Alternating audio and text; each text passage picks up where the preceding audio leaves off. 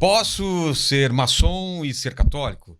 Posso frequentar mesa branca? Posso ir no espiritismo? Posso ir ser um bandista e ser católico? Posso manter o meu vício aqui? Eu fumo minha maconha e posso ser católico, entendeu? É o que impede uma pessoa exatamente ser católico. O que vai ter que abrir mão? Abrir mão eu sei que é um termo errado, mas o que a pessoa tem que deixar de ser ou tem que se tornar para ser católico?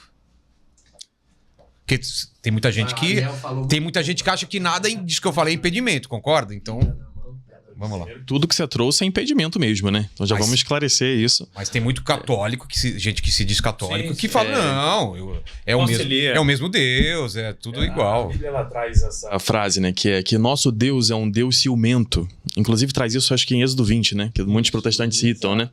Que nós precisamos seguir só a Deus porque ele é ciumento, ou seja, ele quer tudo. Por quê? Porque ele sabe que a pessoa só vai ser feliz se estiver plenamente com ele. E Jesus, ele leva além ainda, até aquilo que a gente acha que é o mais importante na vida. O que a gente acha que é o mais importante na vida? A nossa família, né? Minha esposa, meus filhos, meus pais. E Jesus fala... Mas o que Jesus fala? Que quem ama mais a sua família, né? Quem ama mais o seu pai e a sua mãe do que ele, não é digno dele.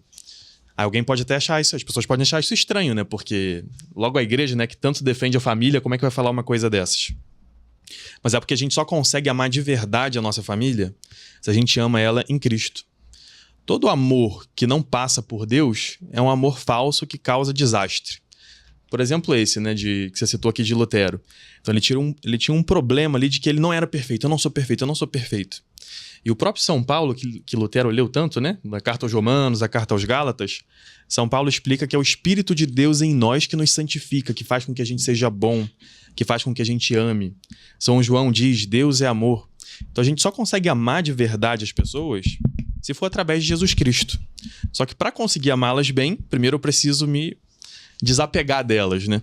Desapegar de todas essas coisas que parecem que são boas, mas que não trazem a felicidade.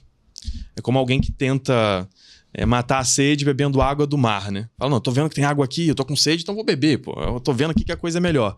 Só que não é assim que funciona, né? A gente precisa beber a água correta, aquela que realmente não vai dar mais sede na pessoa, como Jesus diz também para a Samaritana, né? Em João 4. Ele diz que é a água que vai até a vida eterna. Então a gente precisa de Deus para realmente amar as coisas que a gente vê que são boas. Porque só através dele que nós somos bons, né? Uhum. Essa incoerência que infelizmente é real, é praticada em muitos lugares, sobretudo por pessoas que se dizem católicas. Sou católica e maçom, sou católica e espírita, sou católica e umbandista e assim por diante. Veja, há uma espécie de pano de fundo. Vamos falar aqui em termos de catolicismo latino-americano, brasileiro. Eu queria muito que o professor Tonon complementasse essa parte do catolicismo no Brasil, em termos históricos. O catolicismo, ele chega no Brasil e de tal maneira que a história do nosso país se confunde com a história da igreja, profundamente.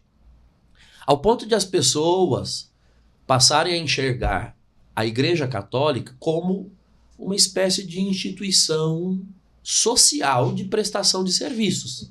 Existe o cartório, existe a delegacia, existe o mercado e existe a igreja. No mesmo patamar, instituições que prestam serviços. Que tipo de serviços? Serviços sociais, olha, no hospital eu tenho meu filho, no cartório eu registro e na igreja eu batizo. São serviços. Ela nem entende direito o que é o batismo, mas para ela está meio que no nível dos serviços. De tal maneira que aqui está de pé o principal, eu diria, pré-conceito desses a que nós nos referíamos agora. De que a Igreja Católica é essa instituição que presta serviços, mas ela não é suficiente para atender outras demandas, ou seja, ela não é uma religião. Então, por exemplo, a pessoa vai à igreja, passa por ritos litúrgicos, mas ela não é evangelizada. Ela não tem vida espiritual, ela não conhece o evangelho. Ela é católica, chega a ser absurdo, mas infelizmente hoje é preciso dizer isso. Ela é católica, mas não é cristã. Ela não é evangelizada. Então ela vem à igreja, mas na hora que ela precisa de auxílio espiritual, ela não vê como problema algum ir no terreiro, no centro espírita e etc. Ela não consegue entender a incompatibilidade que há, porque ela não recebeu o evangelho. Ela simplesmente acessou ritos da igreja, ela acessou serviços da igreja que ela tinha mais como sociais do que como religiosos propriamente, e ela não tem profundidade naquilo. Ela não entendeu aquilo que realmente é o cerne do catolicismo. O cerne do catolicismo é Jesus Cristo, é o evangelho. Um cristão tem a Jesus por Senhor. Um senhor significa um dono, um proprietário, ou seja, tudo na minha vida é relativo a ele, à vontade dele. Se eu quero uma cura, um benefício, um trabalho, a saúde dos filhos, um bem-estar, eu quero, mas eu quero que venha dele, das mãos dele. E se não vier dele, eu não quero que venha de nenhum outro lugar, porque ele é o meu Senhor. Então, esses elementos que nós chamamos na Igreja Católica de elementos querigmáticos, são os rudimentos da fé, os fundamentos mais elementares da fé. Por muito tempo se deixou de falar mais explicitamente ou de se pregar, justamente porque, como nós vivemos numa sociedade que supunha isso, como já dado, já que a sociedade era tida como católica, então supunha-se que a pessoa já era evangelizada em casa, pelo pai, pela mãe, e deixou-se de dizer, por muito tempo, o óbvio. Nós temos vários documentos da igreja que atestam isso, a Evangelho Nunciandi, depois Catequese Tradendi, vários documentos, sobretudo do Vaticano II para cá, que retomam esse assunto. Olha, nós precisamos, por incrível que pareça, chegamos a esse ponto, evangelizar os batizados. Tem católicos que, na verdade, são mais pagãos do que católicos. Vivem como pagãos, se comportam como pagãos, têm estilo de vida pagão.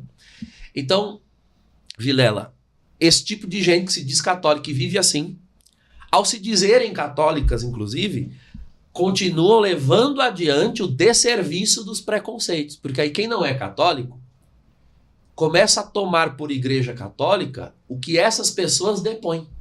Não, mas eu sou católico. E é um baita de um pinguço? Ou é um nóia? Ué, a pessoa que vê o pinguço, o nóia, se dizendo católica, qual é a ideia de catolicismo que ela tem?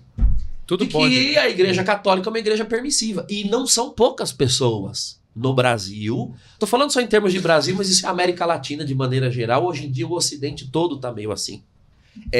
São resquícios que nós trazemos do final da antiga cristandade. Por isso que eu queria que o Tonon também completasse isso daí. Que é você supor a fé onde na realidade ela já não existe. Gostou desse vídeo do Santo Flow? Olha, então faz o seguinte, já se inscreve aqui no canal. Nós estamos trazendo sempre personalidades da nossa Igreja Católica. Inclusive, aqui ao lado tem 2 vídeos para você assistir agora de outros momentos muito especiais que nós tivemos aqui no nosso Santo Flow. Corre lá, aproveita.